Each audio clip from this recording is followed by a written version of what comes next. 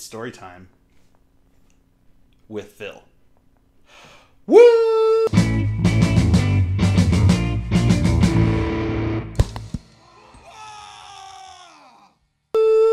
Welcome, ladies and gentlemen, to another Glacial Geek Deep Thoughts Thin Coats with me, Phil, the Glacial Geek. I am supremely excited to bring you this one. I am going to be going over the Codex today.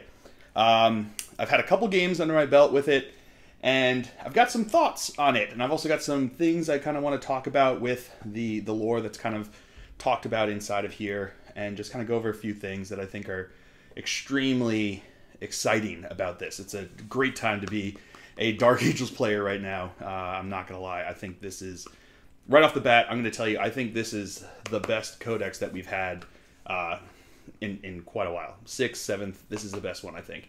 I know a lot of people really enjoyed 7th edition Codex with the 2-up jinking Black Knights underneath the Dark Shroud by the pale moonlight. I know a lot of people really enjoyed a lot of aspects of 7th edition, like Lion's Blade, that were very competitive, and I get that. But I think that this Codex here is going to allow us to be just as competitive, if not more so, in the latest edition of Warhammer 40,000. So to start off the bat, I just want to kind of talk about where I think our army was in regards to when we got into 8th edition. So the indexes came out, all of that came out, and I think Dark Angels were one of the top armies right when the indexes came out. I think when you put index against index, that the Dark Angels were had a lot of different methods of doing a lot of different things that made them one of the better forces out there. The fact that you had Azrael doing what Azrael did, you had access to Deathwing Knights, you had access to the Dark Shroud, all of those different things, I think really hammered home a lot of what made our Codex very competitive.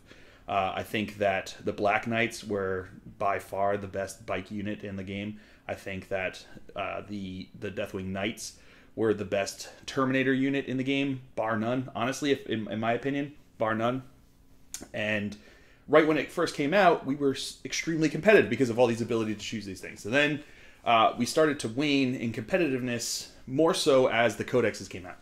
And I've talked about this before, and I think that the main reason for that is not because of Dark Angels being uncompetitive.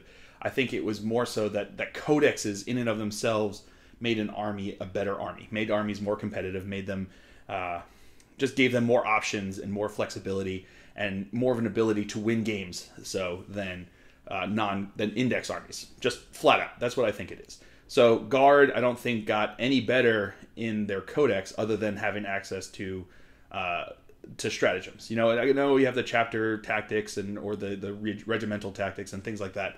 And I think that helps. I certainly think that helps. But I don't think any of those are game changing. I think there are some like Alatok that can make a big difference. Same thing with the Raven Guard have a similar thing.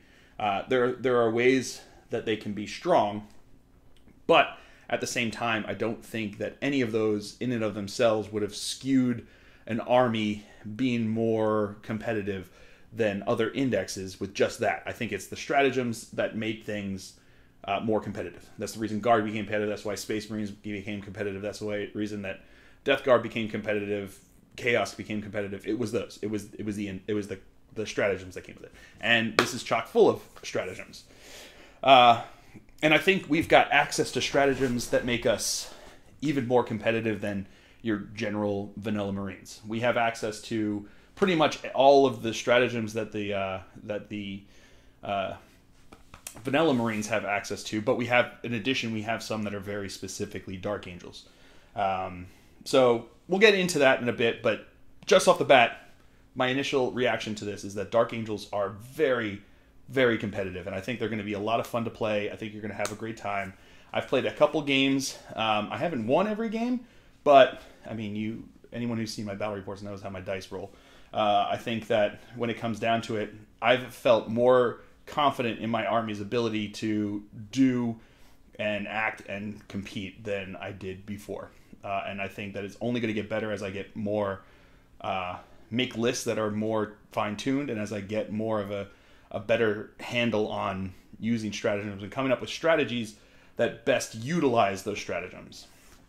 So, but let's just talk about the basics. Let's start from the very beginning when it comes to what has changed now that our army has access to these stratagems. What does this codex bring to the Dark Angels that it didn't have before? So the very first thing is our chapter tactics version, which is Grim Resolve. I know there's been a huge debate online about whether or not it's good, whether it benefits certain play styles, and you know what? There's truth to a lot of those things, but in and of itself, Grim Resolve is very strong. We now have less of a fear about taking larger units, which allows us to put a higher amount of firepower in certain areas. So you can really, when you're making a battalion, if you can only make a battalion, you can now bring 10 Hellblasters in a squad, as opposed to having to bring 5 and fearing of, what might happen when they start to get shot up. If you're only ever going to lose one guy in morale, you don't have to worry about it, because most of the time you're going to pass it, but then on those rare times when you roll 6s twice and you would have lost a whole squad, now you're only losing one guy and you're in a much stronger position. And what that brings, more so than game-breaking, changing abilities, is it brings a bit of mental ease. It brings a bit of peace of mind when you're making this list, that you no longer have to try to just stick to, min squad units, because you can now go in there with 10-man squads and not have to fear about what happens if you have a bad round and start to lose a few. Because if you lose 6 guys out of a 10-man squad, you still got 4 there that you don't want to lose, and you can lose them if you roll really bad, and you don't want that. Losing 1 guy is one thing, losing 3 guys is another thing, and that's not fun. It's not good. You don't want to start to do that. So this just kind of gives you a peace of mind with that. I don't think it's going to be game changing. It's not like, it's not like giant squads of guards or gaunts or things like that it would have made a bigger difference for. What it does is it just allows you to make a list and not have to really worry about it. I know a lot of people didn't worry about it, but now you really don't have to worry about it. And I think that's huge. I think it allows you more flexibility with your list. It allows you to create lists that you think have better functioning abilities to each other, the better synergy, and their effectiveness becomes your thought, as opposed to what happens if I'm going to lose some guys. So that's my thought on that part.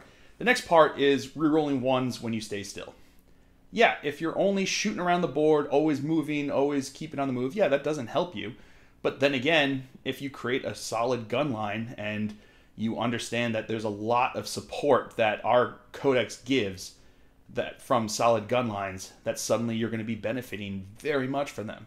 We have access to a bunch of dreads with the ability to shoot that are going to get access to this. Hellblasters have access to this. Devastator squads have access to this.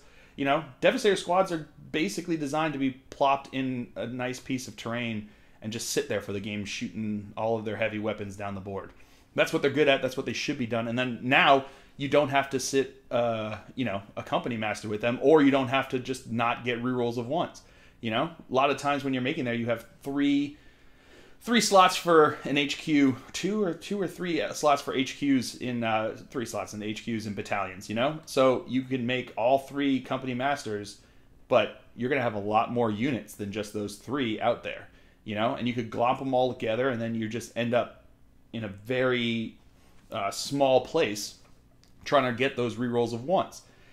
Now what you can do is you can choose HQs that are going to benefit your army in different ways. So lieutenants giving you rerolls of 1s to wound, or Azrael up there giving you a 4-up invul save to your infantry and bikes. You've got access to to interrogator chaplains and all sorts of different things. Librarians that allow you now to use your HQ slots not as reroll to 1 batteries, but now you get to use them for other purposes. So it frees up slots in your planning. It also means that you have a lot more units that are going to have the ability to reroll 1s. You throw down a squad of Hellblasters, and inside terrain, they've got a 2-up save. They're going to be because of being in terrain, they're going to be rerolling 1s. So you can supercharge them until the cows come home, and you're going to feel much more secure. Throw an ancient with them, and suddenly now, even if they die, they get to shoot again. you know, that's perfect. It's great. It's a lot of fun. The abilities, it gives you a wider range of threat than what you used to have. You know, a lot of what my list used to be was how many units can I get within Azrael's bubble. That was the reality of what my list was. My competitive list here at the beginning of 8th was how many units can I fit inside of Azrael's bubble. And the answer is a lot. But you no longer have to worry about that. Now you can have units spread out around and they're going to reroll 1s. Yeah, you don't get to reroll those 2s, but you get to reroll 1s. And when you're dealing with plasma weapons, which I'll get to in a bit, that's really the important part to staying alive. So, in my opinion, that is I think it's a wonderful trait. And I think it's a great trait. It's basically what the Cadians have. I know we don't have access to it in our tanks, but I'm not worried. I'm not worried about it. I think it's a strong trait. I think it's a competitive trait. I think it's a trait that's going to allow us a lot more flexibility. And if you're running only Raven Wing and you're just running up there and trying to zip around the board, it's not going to be as helpful to you. But at the same time, that's your choice to run that kind of army. You know, Ultramarines can shoot when they fall back. You know, if my Hellblasters get stuck in combat and they have to fall back, I did something wrong. You know, my close combat, if I had that and my Deathwing Knights got into combat, they're not falling back. I don't want them falling back. I'm not going to benefit from that. If I have an assaulty army and I benefit from being able to shoot when I fall back, I don't. You know, same thing if I have an assaulty army and I get with, outside of 12 inches, you get to -1 to hit.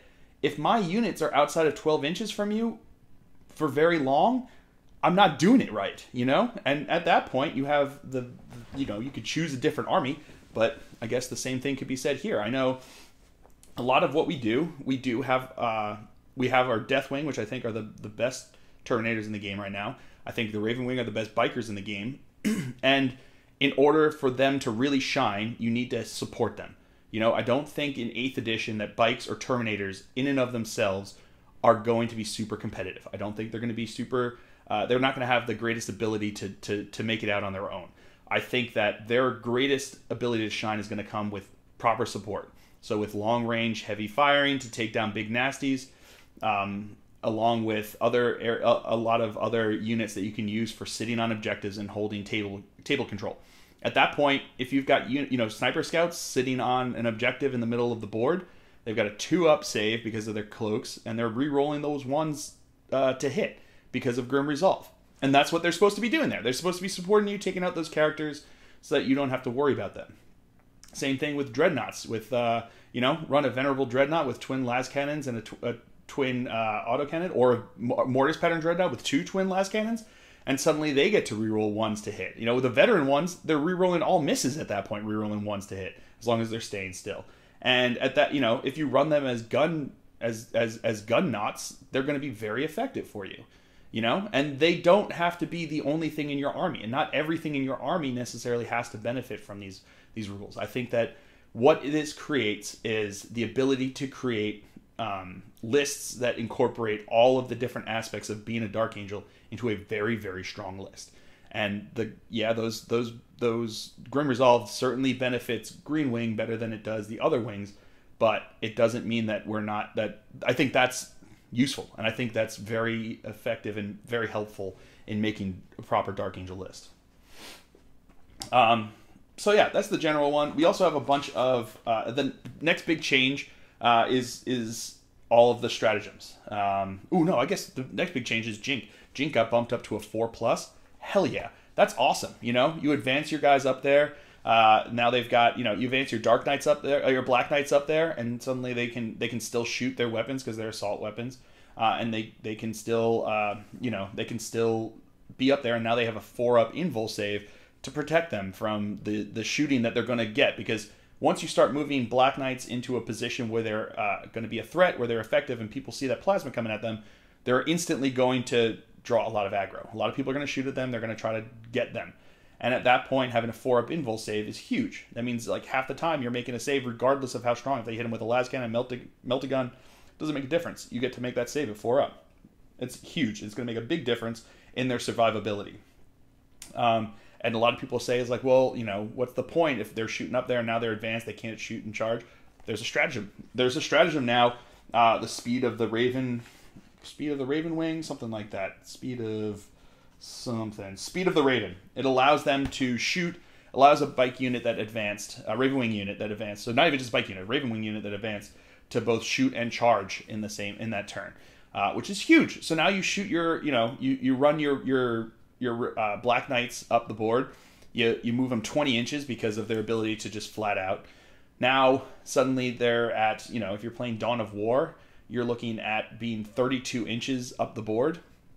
At 32 inches, you now have, 32, 40, 50 inches into the board, and you've got the entire board that you can shoot at that point. Everything is within threat, and they can charge. So now you run up, you shoot them with your plasma talons, and you charge whatever's left, and then hit them in the face with Corvus hammers. Super effective, and super strong, because of that ability. So yeah, you may not be using Grim Resolve with them, but you're certainly going to be using Jink, and you're certainly going to be using those stratagems. So not everything in the book has to benefit every unit in the book. I think that what it does is they've created the ability through stratagems and other special rules. Basically, Raven Wing got their own special rule. They don't need Grim Resolve. They've got Jink. They're the only bikes, they're the only units in the game that have this, that advance and get a 4-up invul save. You're not going to get that with Ultramarines. You're not going to get that with Raven Guard. You're not going to get that with Imperial Fist. You're not going to get that with anyone but us, is the ability to advance and get that 4-up. And then they gave you a stratagem that you can use and spend 1 CP, and suddenly now that unit that has flown up the board is getting an invul save because of it, that you didn't pay for. You paid for it with Jink, but you're not going to be paying as much as if you had just had a straight up 4-up invul. Now they shot up the board, they're in your face, and they can still shoot and charge you. There are very few units in Space Marine units in the game that have that kind of threat range. It's huge. It gives us the ability to be super flexible, super fast, and super reactionary. More so than I think most other Marine lists, most other Marine armies. And then you also have the support that comes with your with the Deathwing. Again, the Deathwing get their own special rules. They have their own special rules that make them fearless, that give them rerolls against the Fallen, things like that. You're not going to use the Fallen one that often, although we'll get to it in a second why I think you might use it more often than you might think coming in the future. And I think that but just even the fact that they're fearless is beautiful, because you don't want to lose Terminators to morale tests. Ultramarines can, regular Marines can. We don't, because we've got the fact that we're fearless. So, they get their own special rules that make them their own special unit. So it's almost like their own chapter tactics within their own unit. So yeah, the Raven Wing may not benefit from staying still and rerolling ones, but they get to 4-up Jink save, which is huge. That would be a chapter tactic in and of itself in most armies. The Deathwing going up there, they're fearless. They don't have to worry about it, They don't have to worry about morale tests. They can go up there, you can throw them in as a 10-man blob, they can die to fire and then charge in and just become just monsters in combat. You don't have to worry about losing any of them. They're expensive, so you don't have to worry about losing them. That makes them a far more effective Terminator force than if you did have to concern yourself with losing models to morale. If you don't have to worry about that, suddenly those Terminators spending that money becomes a bit more of a viable option. Why the reason that conscripts became less used now that they're more expensive is that at a certain point, you're going to lose a ton of them to morale. So what's the point of paying for models that are just running off the board on you? Now you don't have to worry about that with these. So suddenly our Terminators are far more effective than anyone else. And you add on top of that, again, I think that the Deathwing Knights are probably the single most dominant Terminator unit in the game. You add on to that a stratagem called, looking here, Fortress of Shields, and suddenly, if you're in close combat, if your unit has Storm Shields, which all of the Deathwing Knights have, now suddenly you have a -1 to wound rolls against them. So that unit that hits them with a power, so you go toe to toe with another Terminator unit. They're hitting you with Power Fist, usually wounding you on 2s. Suddenly now they're wounding you on 3s.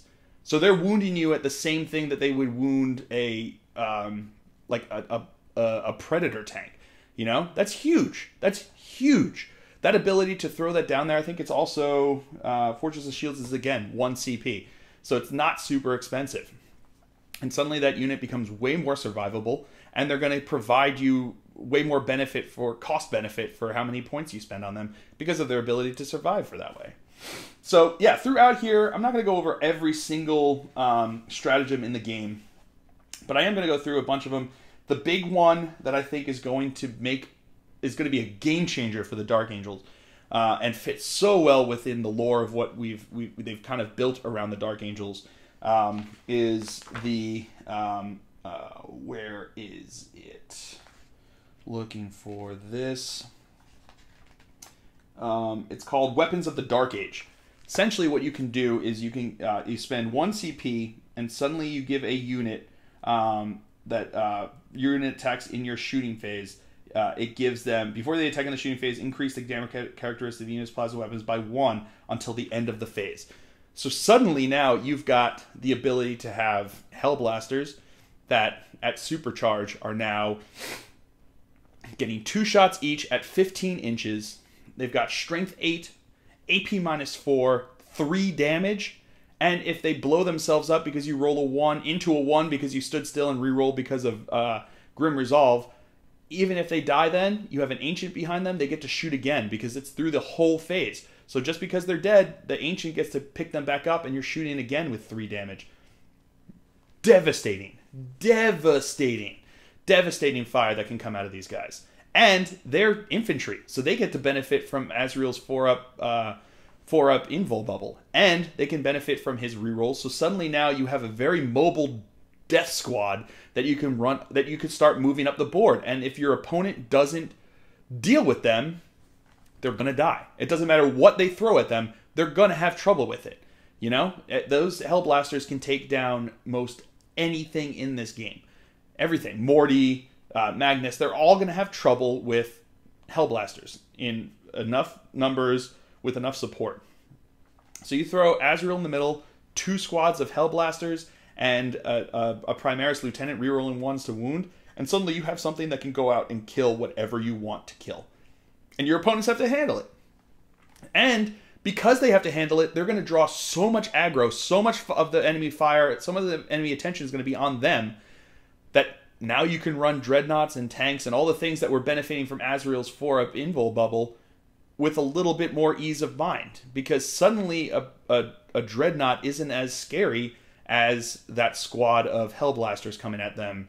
And they're going to get the 4-up invul save, they're going to get 2-up armor save and cover, they're going to get the ability to reroll. It's brutal how much they're going to... And they're going to take so much fire that your other things are going to be able to operate with a little bit more ease, a little bit more, they're just not going to have as much problem. They're going to have so much gravity on those units that it's just going to take fire away from your other units that don't benefit from the Azrael's 4-up bubble. You know, that was a big change with the Codex, that Azrael's bubble only affects infantry and bikers. At first, I was very worried about it, and it did upset me, and I did have to go back, and I have to change my list. You know, I had to change my list around because mine was very Dreadnought, las cannon heavy. And it had to change. It had to alter what I was doing with it because it wasn't going to work. I also had a lot of Razorbacks with twin assault cannons. I still probably have a few, but I'm not going to have as many as I did because they became more expensive and therefore not as effective in my list. So I had to go back and look at my list, but I think I've come up with a list now that involves 2 squads of Hellblasters, 9-man because of the way that the ITC Champions missions work, so I'm trying to take this to LVO. You got Azrael, you've got your Primaris Lieutenant, and then those 2 squads are going to move up the board, drawing a lot of fire, drawing a lot of aggro, and then on top of it, I'm going to have Reavers dropping down to occupy units. I'm going to have Razorbacks with twin assault cannons to take care of Bubble Wrap and take care of hordes of squads. And I'm going to have some Dreads with some las cannons walking around, popping, the big nasties as best they can. I think it's going to be super effective. I'm very excited about this list that I've got brewing in my head that's coming up because of our abilities, because of the stratagems. Honestly, I wouldn't take that many Hellblasters if I couldn't give them the extra wounds. I wouldn't take that many Hellblasters if I couldn't reroll 1s. And I probably wouldn't take that many Hellblasters if Azrael was giving his 4-up bubble to other people.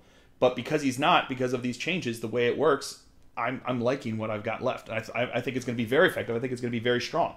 But it had to change, and that's okay. And I think that you're going to probably have some changes coming out with the new codex to your army, to your lists. But that's okay. I think that's the sign of a strong general, is one who can go out and realize that the army, that what they're working with right now isn't optimal, isn't doing what they want it to do, and figuring out how to change it, I think, is part of the game. I think that's, if you're just throwing slop together on a list and you just decide to stick with it for no reason, I think that's not a very smart way to go about the game. I think crafting lists and deciding how to make lists stronger is a critical part of the game, especially on a competitive level.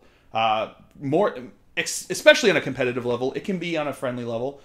You can make friendly lists that, if you just throw things together, there's no thought to that. There's no process to that, and that means you're leaving out a whole big portion of this hobby. So I think that with those changes, you can make some really, really strong things in here. We also got some pretty cool Warlord traits. I'm really happy with the Warlord traits, honestly. You've got Fury of the Lion, which gives them +1. It gives people +1 strength if your Warlord was charged, or performed a heroic intervention that turn. It gives it to a 6-inch bubble around him to units within units within the 6 inches. So suddenly you put an Interrogator Chaplain with Terminator armor up there with some Deathwing Knights, and they charge into a unit. Suddenly those Deathwing Knights have got +1 to their strength. I mean, at that point, they're going to be wounding Land Raiders on 3s. That's brutal. That's brutal. That's awesome, getting to do that. And even for lesser units, not even Deathwing Knights, if you run it up there with anybody, suddenly your +1 strength makes a big difference. Most of the time that makes the difference between wounding on 4s and wounding on 3s, and that's a much higher ability to deal out damage from that Warlord trait. So if you're going very assault heavy, run that. You've got Courage of the First Legion, automatically pass morale tests that are within 12 inches of your Warlord. I don't know. That I probably wouldn't end up taking that one as often, just because with the fact that Grim Resolve means we're only losing one guy, I'm not as concerned about morale tests. We've got between and they shall know no rules and Grim Resolve. I'm not worried about morale tests with our army. So I really, that one's a little bit weaker. Not going to see that as often.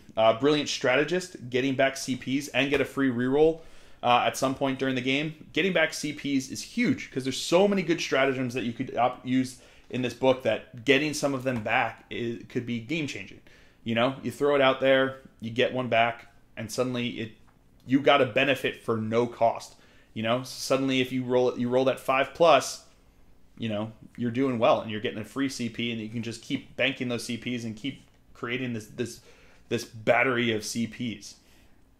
Then you've got Huntsman, which allows you, with your pistol, assault, rapid fire, and grenade weapons, to target characters. If you're going to be using your and they can also when they consolidate into the closest enemy character, not just the closest enemy unit, which is beneficial if you're caught in the middle of a big fracas. But honestly, that one I'm probably going to be less likely to take than Brilliant Strategist, Fury of the Lion are going to be way more option. I'm going to be taking them way more often. Master of Maneuver allows you to reroll advance or charge if they are within 6 inches of your Warlord, and just says you can reroll it if you want, not failed. So if you decide that you wanted to try to get a little bit further, you can just reroll it. You have to reroll both. Or in advance, you just have to reroll one, and you have to take the second result. But it does help you, especially if you're deep striking in Terminators, helps you to try to get that 9-inch charge again. It's super beneficial to be able, because you don't want your Terminators just sitting out getting shot. So now you have a Warlord trait that you can throw on a Warlord, or you can throw on a character that's going to be going up there with them, that when they drop in, they're going to be able to fight. They're going to be able to get into that charge way more effectively. So I think that's a brilliant one. I think that they also have Stubborn Tenacity, roll a dice. It's basically the 6+ Feel No Pain from previous, but if they stand still, they can add 1 to the results. Suddenly you have a 5-up Feel No Pain, which is, I think, pretty amazing. I think that's pretty good. I think that's going to be a really powerful ability. We've got some cool relics. A lot of our relics require you to replace existing weapons. So the mace has to replace replaces a power maul, and a model with a power maul only. Heaven's Fall Blade is with a power sword or master crafted power sword only. Alliance War is a combi plasma only. Foe Smiter is a Stormbolter only. So you have to replace specific weapons with them. And you have to pay for those weapons when you buy the model. You don't just get it for free, even though you can upgrade them basically with a relic for free. And then you've got some other specific ones like Shroud of Heroes is -1 to hit. And just -1 to hit, not even just at range. It's -1 to hit at range and at close combat, which is great for being able to make sure your character survives a lot longer in order to get to where you want them to do what they're going to be doing. And then you have Eye of the Unseen, which is enemies within 3 inches must subtract 1 from their leadership. In addition, enemy characters that start the fight phase within 3 inches of the bear can only be chosen to fight if all other eligible units have been made in the attacks, even if they charge, which is far more a defensive relic. You can spend a CP. There's a stratagem that allows you to spend a CP to give someone else a relic. I mean, Eye of the Unseen is probably not going to be my first choice in relic. I'm probably going to go with Shroud of Heroes to give that -1 to hit, just because of its ability. I think that I would stick to like I said, I would stick to Shroud of Heroes. The Heavenfall Blade is very strong. It's also the only relic that successor chapters can take. But I mean, I don't know. Just run them as successor chapters. When you run them on the table, just run them as Dark Angels. I don't think that's a big deal. Different colored paint jobs don't change what your army is. And if someone sees, a purple Deathwing Knight, they're not going to question whether it's a Deathwing Knight or not. If you tell them it's Dark Angels, it's Dark Angels, and you can give them all the relics you want at that point. But I would go with the Shroud of Heroes first, and then if you want beyond that, I would probably go Heavenfall Blade, because it gives you extra attack, it gives you D3 damage. It's basically a strength +2, D3 damage, +1 attack power sword. Brutal. It turns your power sword suddenly into a force sword with strength +2 and +1 attack.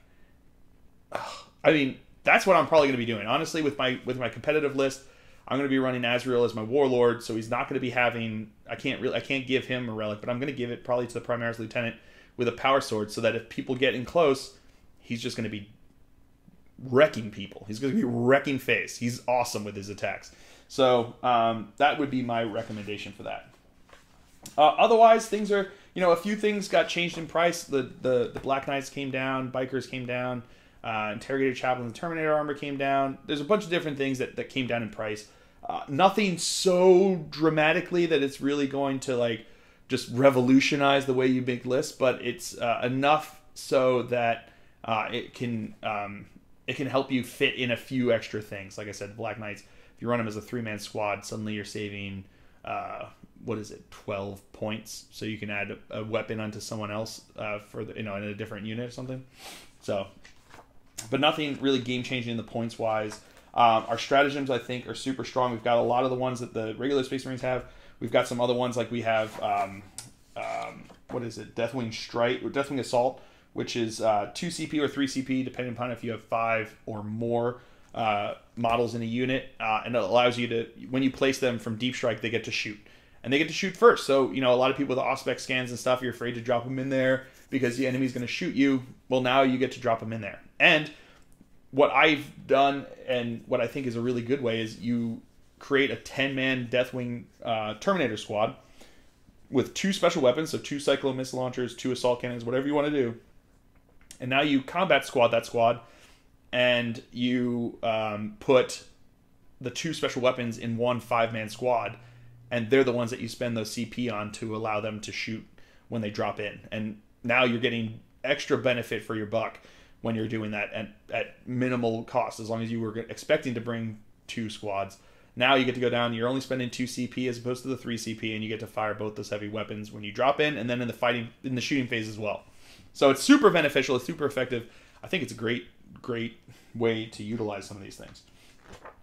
So now I want to kind of talk a bit about, remember when I said that they'd be using rerolls against the Fallen? and people were kind of upset that they changed it from just against Chaos Space Marines and changed it to specifically the Fallen. I think there's a couple hints in here in this book that the Fallen are going to play a much bigger role in the upcoming narrative and the upcoming lore of the larger 40K universe. I mean, the first sign that I think the Fallen are going to play a bigger role in all of this is the fact that they came out with Cypher model. You know, in and of itself, they kind of mentioned it, sort of. It played a little bit of a he played a role, and some of the Fallen played a role in the Rise of the Primarchs, and then he got pissed off with Gilliman because Gilliman kind of like, you know, screwed him over with what the plan that they had there. So that was the first sign that I think they were going to do something more with the Fallen, and that that it was going to be something.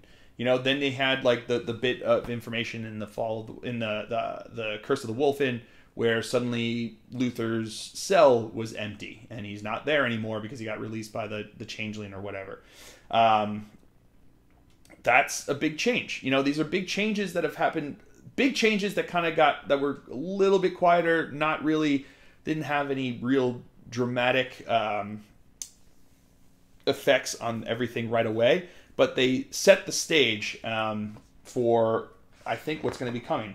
The very last paragraph in a section of this book called "In the Name of Absolution," it's basically talking about the secret hunt for the Fallen drives them and all the different things that they've done. The last paragraph, and I haven't seen a lot of people talk about this. I know a lot of people have been talking about the very last paragraph, like, of the book that talks about how the Lion is, you know, that he's there and that he slumbers, his wounds are all healed, and he's just getting ready to come back. Yeah, that's huge, and I think that kind of sets the stage for us to get a Lionel Johnson model. It would have been super nice if it came out with the Codex, but I honestly think he's going to be coming out after all of the Codexes come out. I imagine they had a lot of success with like the Triumvirate-esque boxes, the Triumvirate-esque releases where they had a supplement plus a box of models. I think they're going to go back to that. I think you're going to see that happen a bit more often in the future once they've got all the Codexes out, because they're not going to just start doing the Codexes right again. It's going to be a little while before they come out with more Codexes, but they're going to need more things because printing books has been very lucrative for them, and coming out with these supplements was very lucrative for them in 7th. I don't see them stopping in 8th. So I think they're going to do that. I think you're going to see the line come out in one of those in the future, and I would imagine within the year, within the year of 2018. I think you're going to see it. So they've got here the Darkest Angels. It says rumors, psychic signatures, and the torture-wrought confessions of captured prisoners tell of mustering within darkest recesses of the warp-shrouded Nihilist sector. They speak of a gathering of many of the fallen, a corrupted legion reassembling in numbers enough to bring the entire galaxy to heel. Azrael alone suspects the truth of who is leading them. I think it's Luther, you know, and I think the reason that Azrael alone thinks it is because Azrael was the only one that knew about Luther being on the rock. You know, that was one of the deepest, darkest secrets of the within all of the secrets that the Inner Circle are holding, was that they had Luther trapped. You know, they had Luther captured in his cell. Now that he's gone, I think that's why Azrael's the only one that suspects who's leading it. I think it's talking about Luther leading the Fallen, and I imagine I could see a cool campaign coming up in the future where, you know, the 13th Black Crusade kind of falters a bit, and then suddenly you have the legions of the Fallen rising up, and the Lion awakens to help lead the fight back against them, is what I would imagine. I think it would be cool. I think it would be awesome. It leads to a whole other things, such as answering those awkward questions when suddenly the Inquisition goes, "Did you know about these Chaos Space Marines that apparently held a similar lineage to you?" Nope, no idea. We didn't set up our entire chapter to try to hunt them down. You know, yeah, I think there's going to be some awkward questions. I think there's going to be some you know, some friction, and that's when I think the Lion's going to wake up and lead us against the Fallen. I think you could see a cool. I would imagine you'd see a cool Luther model coming up. I could see a whole supplement coming out to make the Fallen a far more playable army. and a playable faction. That would be kind of a cool new faction, a new chaos faction there.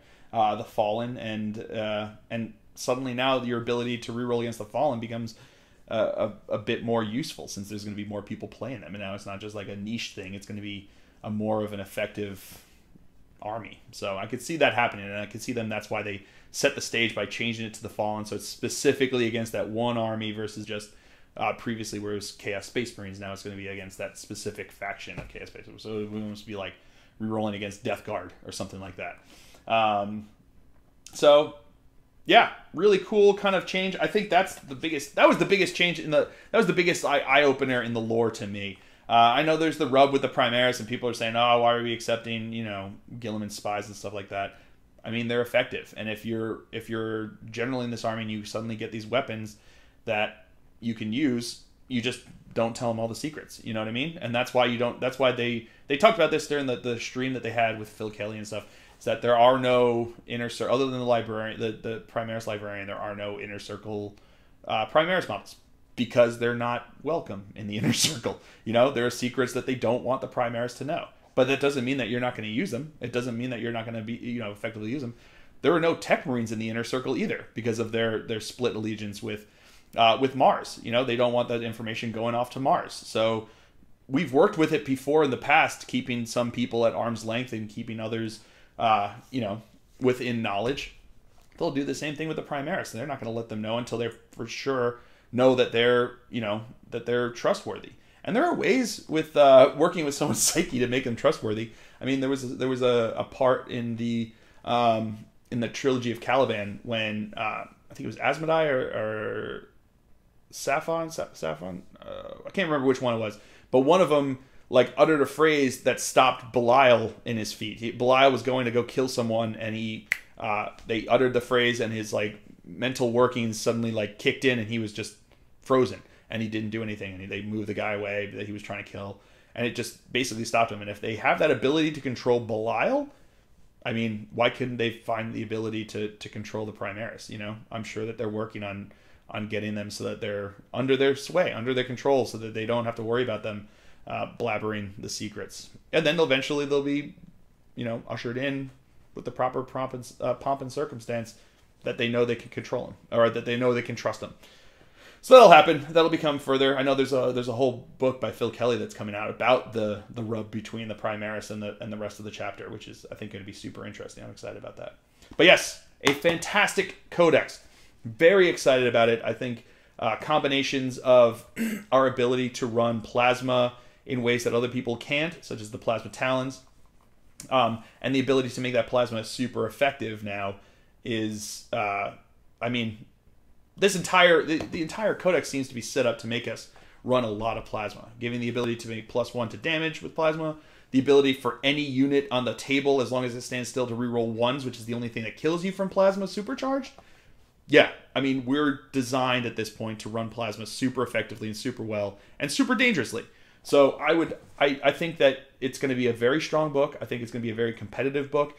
And I think if you work it and you have enough support to support a lot of our hard-hitting units, you're going to have a list that can take on any other list. Honestly, looking at my list and thinking about how they've played in the games that I've played them so far, I don't fear any other list. I've got lists that, I know any time that someone comes up against me with a strong list, there's that aspect of, I'm not confident. I'm not positive I'm going to win, but I can go into every game confident that I have a list that can win.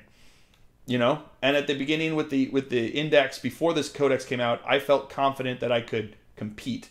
I didn't feel confident I could win.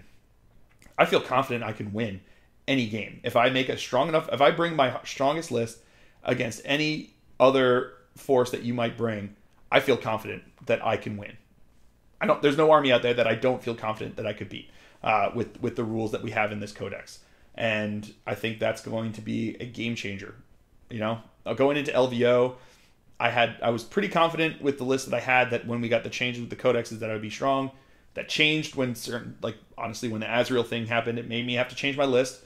And now that I've changed it and adjusted to those changes, I feel confident. I feel like I could go into LVO, and who knows? Maybe I'll be competing for the championship on the Sunday afterwards. who knows? We'll see. I think it'll be fun. I think that Dark Angels are going to be very effective. I think you're going to see a lot of them out on tables, and I just think that they're going to be great. So those are my thoughts. Those are my ideas. It's a great codex. Be very excited if you're a Dark Angels player. I know that not everyone is as thrilled with it as I am, but honestly, I think they gave us a very strong book that can do a lot of things. I think we're going to be competitive. I really do. So those are my thoughts. Let me know what you think. Do you think that certain things weren't made strong enough? What do you think is the strongest aspect of our army now? How are you going to be running your Dark Angels units? Or how are you going to play? How are you going to adjust against the Dark Angels? Because, just because you don't run the Dark Angels doesn't mean that you're not going to come up against them. And if you don't know what they're capable of, if you don't know what they're going to do, you're not going to be able to run as effectively against them. So what are you going to do with your list to handle, like my list, 18 Hellblasters shooting 36, strength 8, AP -4 shots at you? It's, that's pretty brutal. Half of them doing 3 damage each per turn, So what are you going to do to counter that with a 4-up invul save? Oh, man. I'm very excited about this book. Very excited. So let me know what you're thinking. What are your thoughts on it? What do you think are the best parts? What do you think are the weaker parts? And just keep the conversation going about this. I really love to hear what you have to say. So I hope you guys have all enjoyed this. I certainly have. I have been Phil, the Glacial Geek, as always. And until next time, have fun.